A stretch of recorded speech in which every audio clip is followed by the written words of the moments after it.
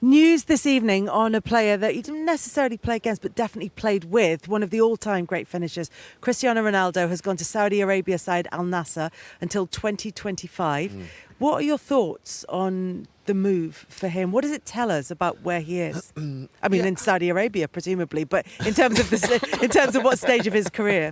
Look, I mean, we're going to see a lot less of him, obviously. You'd be made up.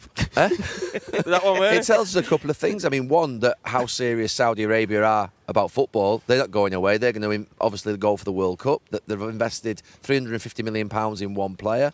They're trying to strengthen the league. But for Cristiano Ronaldo, obviously, I felt as though he would want to stay for the rest of this season at least in one of the big leagues in Europe and go and score more goals and potentially try and find a Champions League club.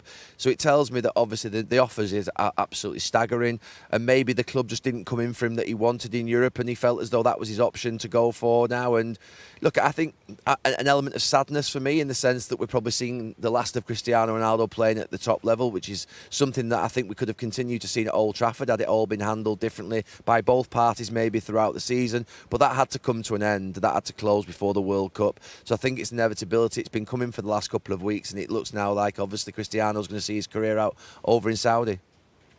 Yeah, I mean, in some ways it's a sad end for him, isn't it, really? Two of the greatest players of all time, and Messi, Ronaldo, all has that debate there. I mean, Ronaldo's finished his career with an interview with Piers Morgan, and Messi won the World Cup. I mean, it's not the best way to go out, is it? What they've said from Al Nassr's point of view is that they hope he's going to be able to grow the game in their country, and also to be able to inspire a generation of children to take up football in Saudi Arabia. So Cristiano Ronaldo off to play his football at Al Nassr.